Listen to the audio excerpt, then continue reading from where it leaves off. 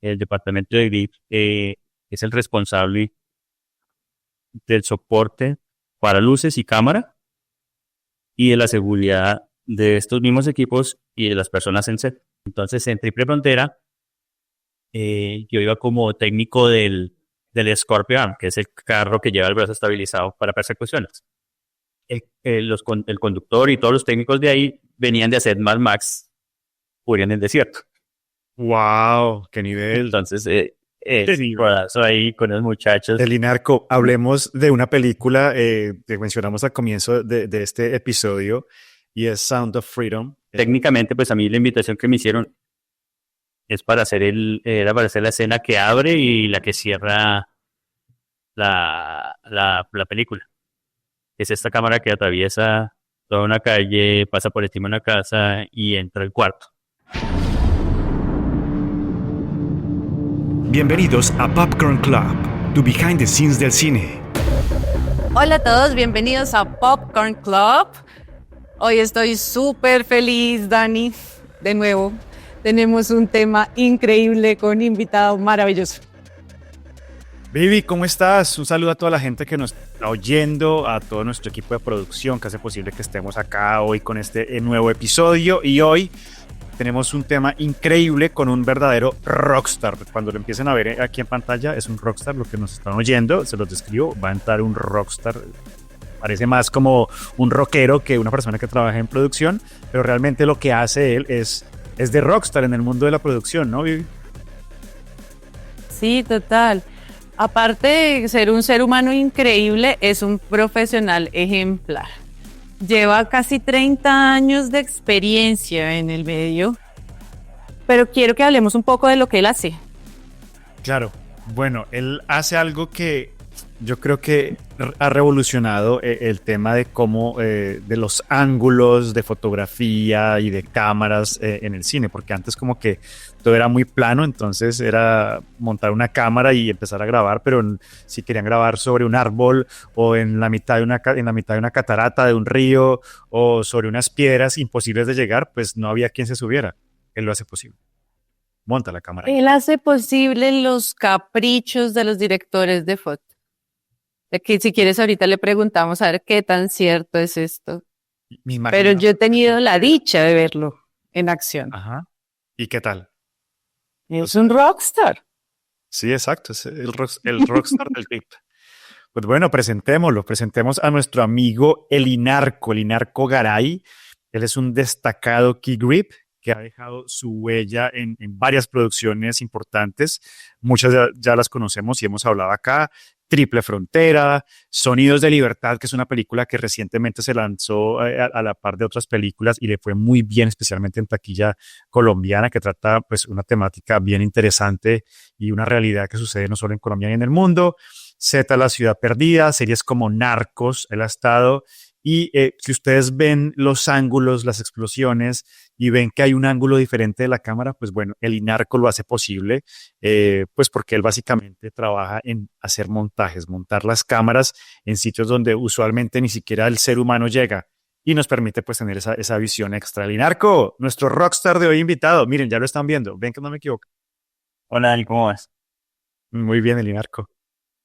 Gracias por la invitación. Tú no necesitas invitación. Eli, para empezar, por favor, ayúdanos a que la gente entienda cuál es la labor de un Kigri. Hablemos de la labor del departamento del GRI. Hablemos de eso. El departamento del GRI es el responsable del soporte para luces y cámara y de la seguridad de estos mismos equipos y de las personas en set. El Inarco, pero bueno, hablemos, uno en qué momento se le ocurre, voy a dedicarme a montar cámaras en sitios impensables y de difícil acceso. ¿Cómo comenzó tu carrera? ¿Cómo comenzaste en este mundo? Uy, mi carrera empezó de una manera, o sea, primero que todo no busque el medio, llegué al medio por accidente. Yo empecé como mensajero en una productora de comerciales, luego pasé a la parte administrativa. En un momento ya decidí retirarme de esto y un buen amigo me llamó algún día y me dijo, necesito un asistente para una grúa de cámara. Y bueno, ahí fue donde empezó mi carrera. Carrera que se desarrolló en todos los departamentos de un rodaje.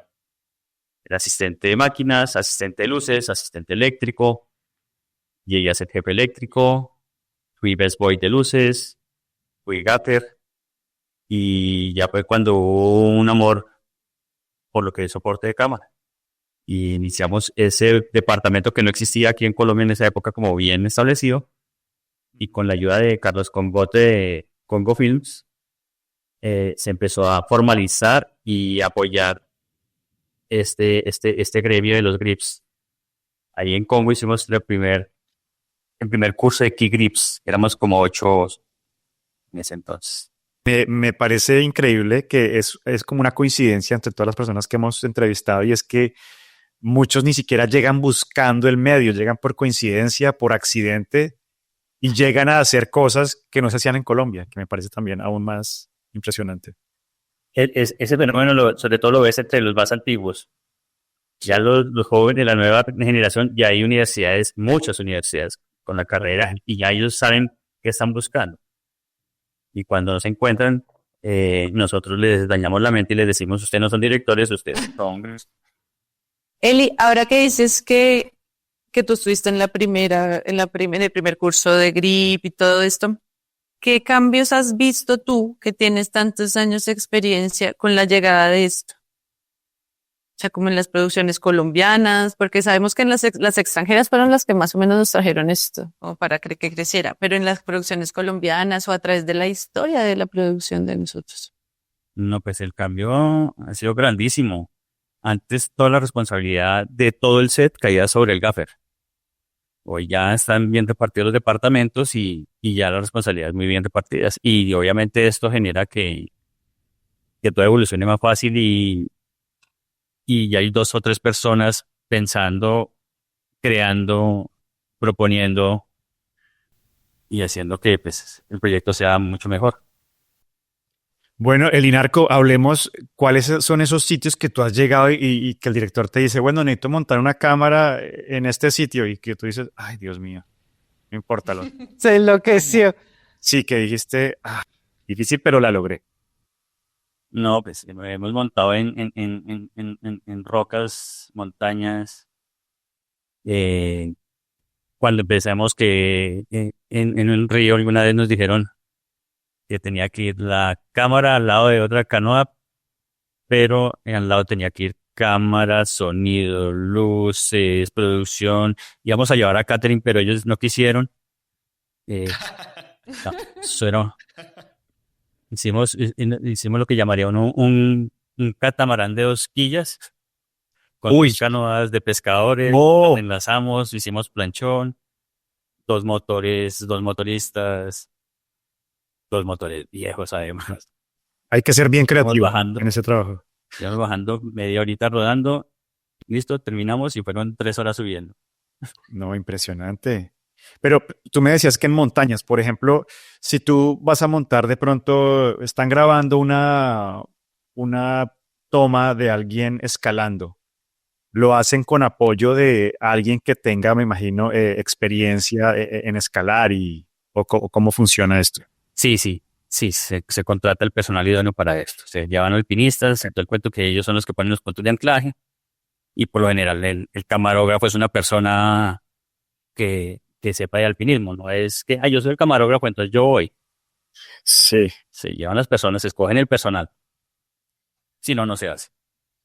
Ok. Eli, ahorita estábamos preguntando que tú eres como el que le tiene que hacer magia a los deseos del director. Sí, somos los que intentamos en cumplirle sus sueños. Lo hacemos lo posible por cumplir los sueños de cómo es el posicionamiento de cámara. Bueno, y por ejemplo, si tú tienes que hacer una toma de acción, ¿cuáles son los soportes preferidos que usas? O sea, ¿tendría que ir la cámara sobre una base, o más tendría que ir sobre una persona con steady? ¿Cómo funcionaría? Bueno, hoy con todo lo que todo lo que se ha inventado, toda la tecnología que ha llegado a este medio, pues hay mucho de dónde escoger. Y ya escoge uno dependiendo la situación. Ujú. Digamos, las escenas de acción, de persecuciones de carros, hoy en día ya tenemos brazos estabilizados con casas estabilizadas que van sobre los techos de carros de alta velocidad o de alto torque. Las casas de renta acá tiene un BMW y la otra tiene una Ford Raptor. Entonces tú escoges dónde vamos a estar y qué vamos a usar y qué nos funciona. O simplemente puedes ir también en uno con un brazo más pequeño en un Mini Cooper. Ok. No cabes, el espacio más pequeño. O sobre un buggy o sobre una cuatrimoto, no sé. Pero eso sigue sonando costoso porque yo veo que las producciones que usan esto básicamente son producciones que vienen de afuera. Ustedes prestan el service, pero producciones colombianas tienen el presupuesto para contratarte, Linarco. Sí, claro. ¿Sí? Sí, O sea, sí, tú sí, sí. le darías, le darías al paseo. Sindicalmente, que es otra de las cosas que han llegado al país con todo el crecimiento del gremio, que es un sindicato. Se ha sentado a hablar esta situación de que llega una producción de Estados Unidos, de Inglaterra, de todos lados, con un presupuesto de muchos millones de dólares. Y resulta que el productor colombiano que se ganó un premio aquí, lo que le dan no alcanza ni para empezar. Entonces ellos necesitan que nosotros pongamos unos precios especiales. Entonces ahí es donde empezamos nosotros a poner eso. Y también el departamento de Clippy ha empezado a diseñar y fabricar equipos aquí en Colombia que podríamos llegar a esos precios cómodos que necesitan estos productos. Eli, ahora que hablas del departamento de GRIP, cuéntanos más o menos cómo es el equipo base de GRIP, porque yo sé que son un chorrero de personas, pero digamos como que tú me digas, no, uno que va aquí en carros, otro que va aquí, otro base, una produccioncita chiquita. Bueno, hagamos una producción colombiana, donde está el Key Grip, que podría ser el mismo operador de dolly y el operador de todas las máquinas, y dos asistentes. Con eso podemos arrancar. Sí, aunque yo he hecho muchas solo con mi asistente, que es mi hermano que me acompaña por casi todos los proyectos. Eli, hagámosle, Dani, publicidad a Happy Grip para que Eli nos cuente qué es Happy Grip. Sí, ¿dónde podemos encontrar Happy Grip? Website, redes sociales, para ver también, y para que también la gente al momento que escucha esto entre a tus redes y comience a ver de qué se trata todo esto, que es totalmente apasionante. Bueno, yo así como llegué por accidente al medio, también llegué por un buen accidente llegué a formar parte de una familia cinematográfica. Pues me enamoré de una niña asistente de cámara Ok. y bueno, empezamos una relación, mm, eh, somos pareja ya hace 18 años. El hermano mayor de ella es director de fotografía colombiano. La mamá de ella fue productora de películas muy importantes colombianas. El tío de ella era el director de las películas. Ah, no, pero es que eso es todo en familia. Entonces, pues, esta familia, Claro. en algún momento, Sergio An, el hermano de ella, formó una empresa que se llamaba Happy Pills. Era la empresa de como director de fotografía. Después fueron apareciendo muchas cosas, Happy, y dije, yo voy a montar mi empresa y pues no es empresa, pero es mi marca y es Happy Grip. Ah, ok. Bueno, interesante. Happy. Y me imagino que cuando tú participas en una producción y se reúnen a verlo o te dan como sus apreciaciones o te felicitan, ¿cómo funciona cada vez que alguien lanza un producto nuevo en la familia? O crítica así súper fuerte. No, son críticas y compartimos como opiniones y eso nos retroalimenta a todos. Elinarco, te quería preguntar algo. Obviamente, estábamos leyendo que tú trabajaste en una serie que me he visto de principio a fin, la serie Narcos. Ujú. ¿Podrías contarnos cómo fue tu trabajo en esta serie? ¿Alguna anécdota interesante o desafío técnico que hayas visto durante esta producción? Primero, no, yo trabajé en Narcos en la primera temporada. Ok. Esta entrada en Narcos pues, es una época importante en mi vida porque yo me había retirado hacía 5 años del medio y pensaba no volver. Y el director de fotografía, un amigo y mentor, Mauricio Vidal, me llamó un día y me dijo, le tengo una propuesta indecente. Diga nomás. Entonces me dijo, vamos a Narcos. Guay. ¿Le interesa? Le dije, sí, yo arranco. Me dijo, pero va de asistente. Yo cuando me retiré ya era Grip, y me dijo, pero va de asistente. Le dije, sí, pago mi ausencia y todo el cuento. Pero su jefe va a ser su último asistente. No tengo ningún problema. Si él ya es el Grip, pues maravilloso.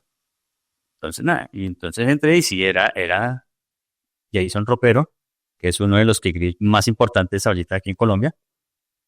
Y empecé a trabajar nuevamente como asistente de él. Y fue muy chévere porque él ya sabía que pues yo tenía experiencia y me dijo, Confiaba total. aquí yo hago esto, tú haces esto y vámonos. Y nosotros éramos la unidad de acción, exactamente. Entonces no fue era muy diferente de todo lo que estaba acostumbrado porque todas las escenas que hacíamos eran sin diálogo. Ok.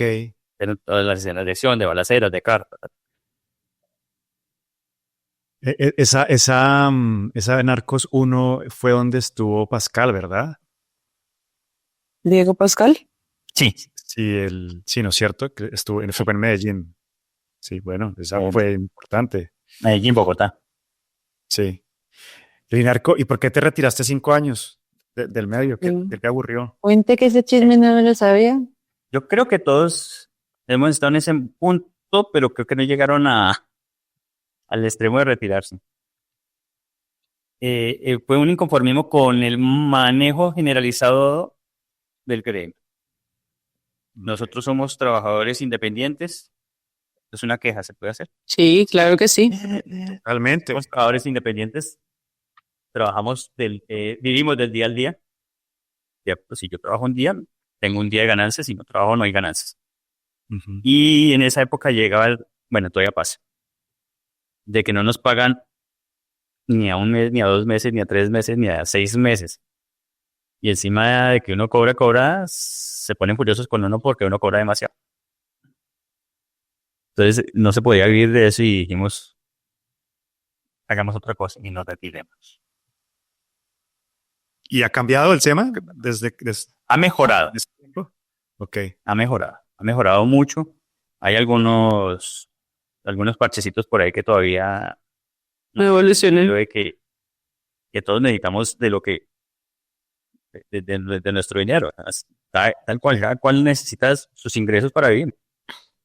El Inarco, pero tú eres, o sea, lo que tú haces es una área muy específica, eres un especialista en un área.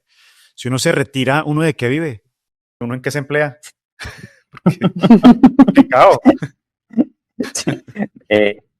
Bueno, cuando me preguntan esto, yo les digo, Perdón que estoy muy sapo, pero pues. no, hombre, Yo vivía de nivelar dolis.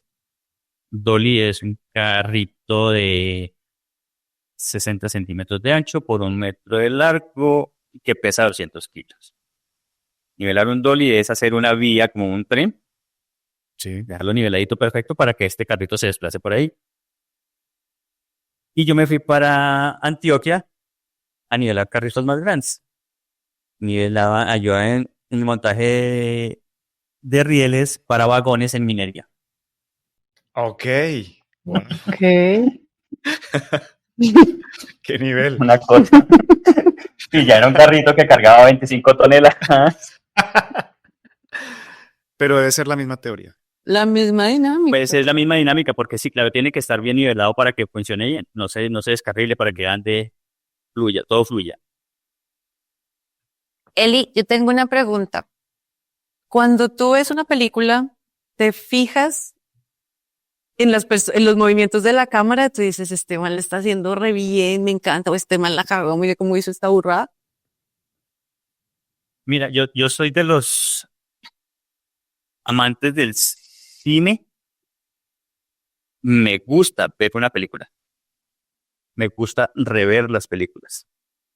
Me gustan todo tipo de películas. Y después de que ya le he visto muchos, de pronto sí me pongo a criticar. Pero el resto me gusta disfrutarme la película, lo que es la película en sí. ¿Y cuál película sí te encanta? ¿O a cuál le das duro? No, últimamente soy fan de Mad Max. Me encanta ver y rever Mad Max para ver y descubrir en dónde está la trampa o dónde sí está en físico. Ok. Claro, Es que tuve la oportunidad. A ver, ustedes mencionaron muchas series donde, he hecho películas extranjeras donde he trabajado. En ellas no he sido el jefe protagonista de esto, pero los jefes sí eran unos personajes increíbles. Entonces, en Triple Frontera, yo iba como técnico del Scorpion, que es el carro que lleva el brazo estabilizado para persecuciones.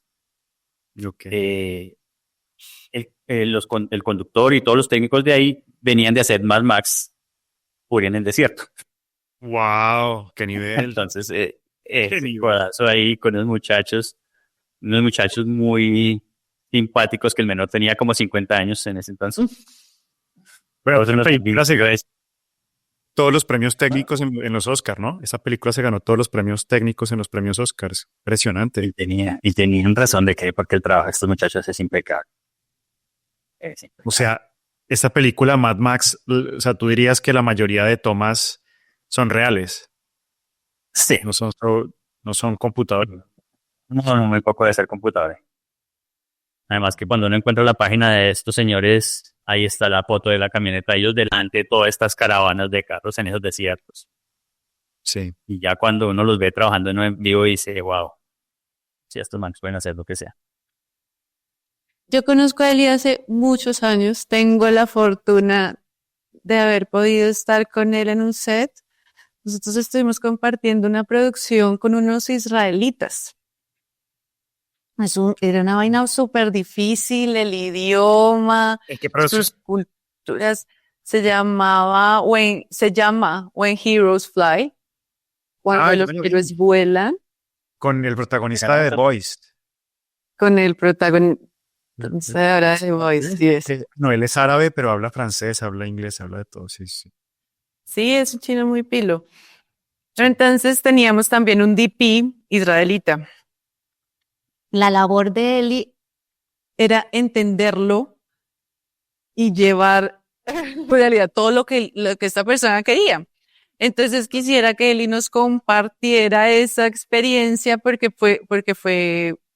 curiosa, fue guerra, hubo carros, hubo mucha variedad y mucha exigencia en el trabajo de él.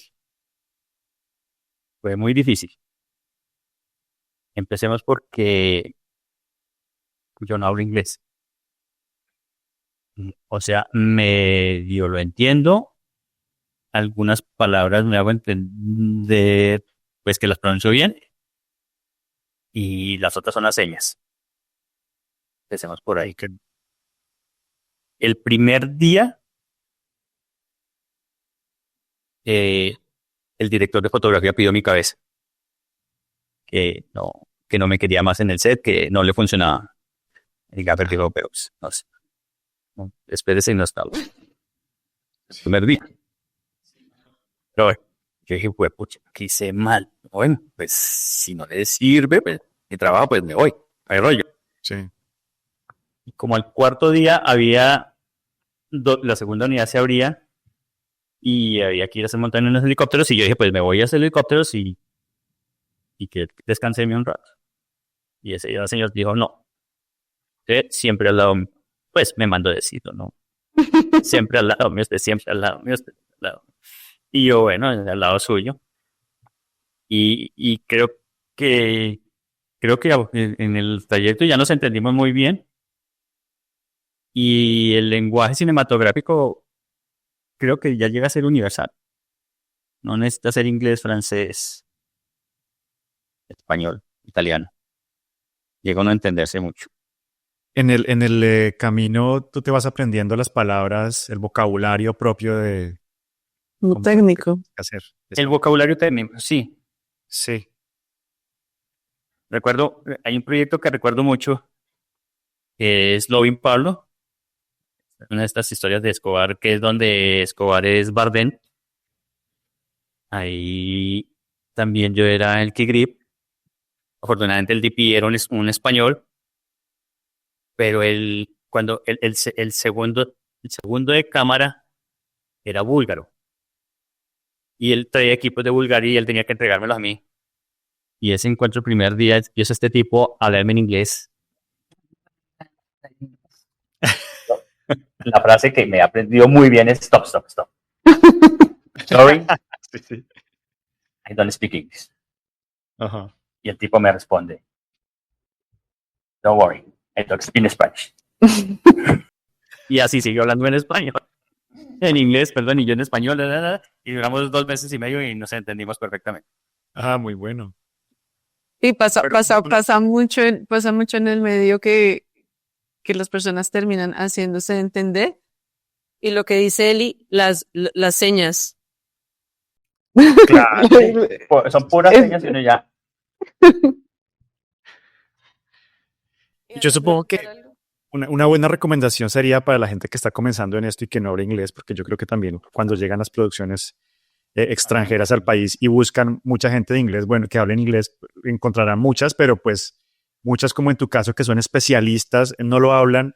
¿Tú qué les recomendarías? Que entren y se busquen el vocabulario, básicamente no tienen que saber, pero con que se sepan los nombres técnicos y específicos, pues ahí ya están sacando no, yo adelante creo que mucho de este trabajo. hay que hacer un curso de inglés. Esto ya Ok. no tiene vuelta de... O sea, es muy difícil. Para mí, yo digo que es muy difícil para mi jefe tratar de hacerme entender qué es lo que quiere. Y no es justo con ellos. Y no es justo con la producción tampoco. Entonces, por ejemplo, voy a empezar un proyecto ahorita, es con unos ingleses. Ujú. Me pidieron mi hoja de vida, yo la envié. Él me entrevistó por Zoom. Me dijeron, la producción me dijo, nosotros vamos a estar traduciendo porque yo le dije que no hablo inglés. Claro. Y no, y este Eh, inglés y les dije, británico. bueno, pero ahí, aquí va a estar mi esposa, que ella Ella sí sí habla inglés y ella me ayuda a traducir. Entonces, bueno, esto fue muy chistoso porque ella terminó con el teléfono en la mano hablando con el director de fotografía. Ella me miraba y me decía yo y yo le respondía y ella le respondía. Ok. Y terminando, el tipo, director de fotografía, nos dice, me voy con el Inarco y espero que tu encantadora esposa esté contigo. Muy bueno. Y en último me dice, bueno, es importante que si alguien de tu equipo sea bilingüe para que agilicemos las cosas. Claro, total. Igual la producción en la que nosotros estuvimos y es bilingüe, era bilingüe, toda la producción era bilingüe y estaba él. Y Bueno, pues, pero las sí, barreras del idioma son complejas, pero hay que, ya la nueva generación ya, bueno, ya todos hablan inglés, ya los niños, sí. Y si no, les toca Open English, algo así. Sí. algo así, sí, la que sea. Y hay que hablar inglés. El Inarco, hablemos de una película que mencionamos al comienzo de este episodio y es Sound of Freedom, una película que pues hizo mucho ruido en Colombia y que le fue extremadamente bien en taquilla. Me parece que es una de esas temáticas que hay que tocar y que como que muchas veces no se tocan y más allá de la producción también el mensaje que deja es muy importante. ¿Cuál fue tu rol? ¿Qué historias nos tienes con esta producción? Una sola, la verdad. En ese fui grid de equipos especiales y solo nos llevaron un día. Bueno, yo estuve como una semana en el scouting de locaciones, que ya cuando uno ve el scouting de locaciones empieza a alimentarse esa energía tan fuerte que tiene la película en general. Las locaciones aquí en Colombia fueron muy feas, feas. Y técnicamente, pues a mí la invitación que me hicieron, es para hacer era para hacer la escena que abre y la que cierra la película. Es esta cámara que atraviesa toda una calle, pasa por encima de una casa y entra al cuarto. Entonces era el reto de cómo van a montar ustedes ese dolly aéreo que se llama un cable cam, una cámara en cable. Y sí había reto porque es una casa, la casa es una casa muy vieja y al otro lado no hay casa. Entonces, los puntos de anclaje y es en el centro de Bogotá. Entonces los espacios son muy reducidos y bueno, pero logramos el anclaje. Hubo problemas técnicos. Fue horrible. Estábamos empezando a trabajar acá con las cámaras que son de marca Shotover. Son, unas cámaras en unas cabezas. Ya estabilizadas de marca Shotover. Y estando trabajando en el centro de la ciudad, cuando prendimos la cámara, prendimos cabeza, se prenden los radios de los intercom de los técnicos, se prenden los radios inalámbricos del sonidista, y a pocos metros está Palacio, la señal falla. Entonces, la cabeza no servía. La cabeza no servía. Mediodía y la cabeza tanta.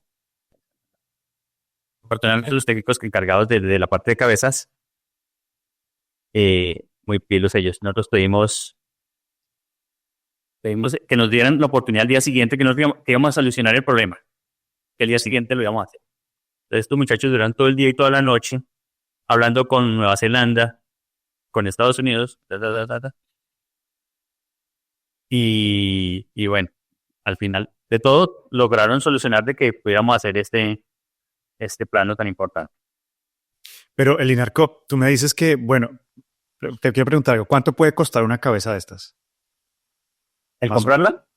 Sí, nuevecita. Yo le calculo unos 250,000.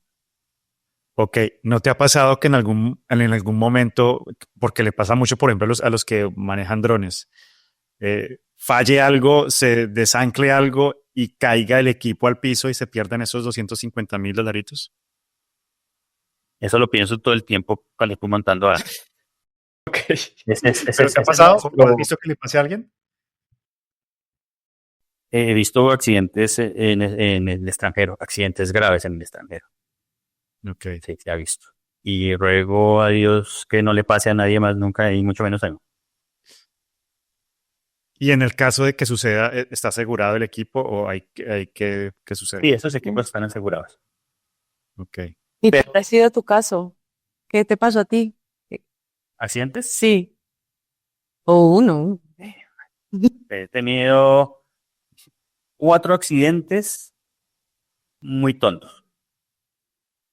El primero fue desplazándome con una cámara en un río. El piso se me hundió. Me fui para atrás y dañé la cámara. Creo que fue hace más de 15 años y en esa época el daño fueron más o menos 10 millones de pesos. Okay. Segundo, el segundo fue una tontería. Montando de seguridad la cámara, con el mismo sistema, dañé la cámara. 20 millones de pesos. Ay, no, Dios. Bueno, hay otro que ese es muy para enseñarle a todos, que terminó así. Teníamos que montar una grúa en tiempo récord, pero estaba facilísimo. Bueno, yo encargué a los muchachos, monten esta grúa. Me dijeron, ya está lista. Yo fui a recogerla y cuando la veníamos entrando, se desarmó la grúa. El brazo cayó en mi espalda, el otro lado le pegó uno de mis 60 en la mano. Y ya, cuando entramos a analizar con el fabricante y todo, nos dimos cuenta que había sido error técnico totalmente. Entonces ahí fue cuando yo tuve que emitir un comunicado a todo el gremio. Hombre, mire, pasó esto por dejarnos afanar, por ser confiados, por creer que no lo sabemos todas, que ya uno puede ser todo a ciegas, y que siempre hay que revisar y revisar cualquier montaje. Pero te cayó en la espalda, pero no pasó a mayores, o sea, fue... ¿Qué te pasó? Sí. Pues estos son muscular nada más, Moradita. por ahí. Y ahí hay. Eli, una película que tú digas, quiero participar o me muero. Yo muero por estar en Game of Thrones. Me regalo, trabajo gratis. Me parece increíble. ¿Alguna que tú digas, quiero estar ahí? O puede ser vieja o No, en una de Mad Max, definitivamente. enamorada. Sí, Sí, total. sí, creo que ahí hubiera perdido muchísimo, muchísimo. Elinarco, pero ¿qué te falta para llegar a Mad Max? Tú tienes ya toda la experiencia, todos los pergaminos, todos los contactos. ¿Qué falta? ¿Mandar el mail? ¿La conexión de LinkedIn? ¿Qué falta hacer? Que los datos se alineen y llegue esa oportunidad. Ok, pero yo creo que está cerca. Es Ojalá. Te veremos ahí en los créditos de Mad Max, porque seguramente van a ser muchas después de este último spin-off que fue muy exitoso, seguramente. Vamos a ver cómo nos va. Popcorn Club. Eli, si no fueras Key Grip, ¿qué serías? A. Director de fotografía. B. Productor. C. Guionista. D. Actor. Ninguna de las anteriores. Key Grip forever. Ok. Bueno, una anécdota detrás de cámara que nadie te cree. Viste un ovni mientras filmabas en un desierto. Un actor improvisó una escena completa que terminó en la película. El equipo técnico tuvo que rescatar a un perro perdido durante una grabación o tuvieron que suspender la filmación para una tormenta de arena inesperada. Las preguntas. Fue la de la tormenta, pero no fue de arena. Ok. La peor experiencia en el medio. A. Tener que lidiar con una emergencia médica en el set. B. Una tormenta destruyó parte del set. C. Conflictos irreparables con el director. D. Pérdida de material filmado por un error técnico. Sí. Pérdida de material. Elinarco, película o serie preferida. El Padrino, Breaking Bad, Inception o Stranger Things. Sería la última.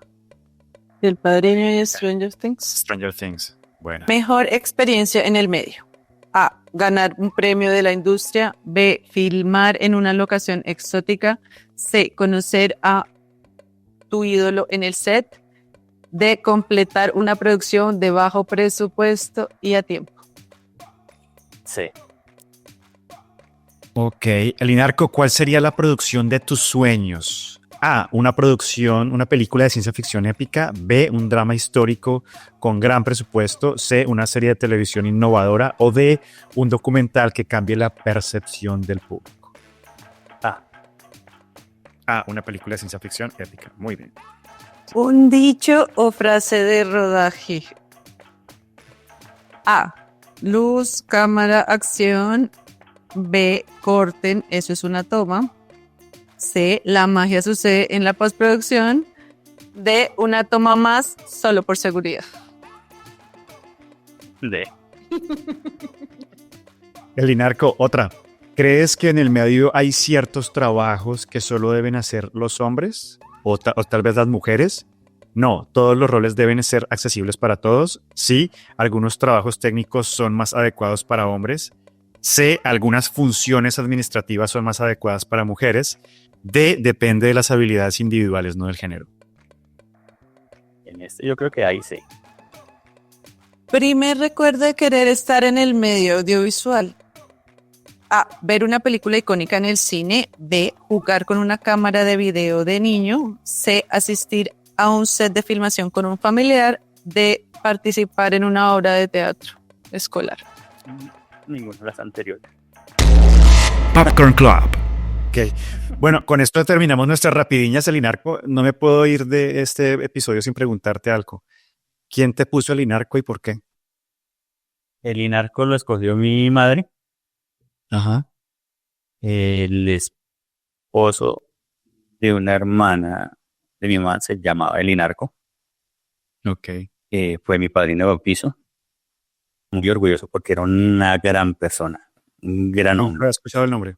Sí, es la primera vez que lo escucho. Y la esposa de él, mi tía, se llama Donda. Donda.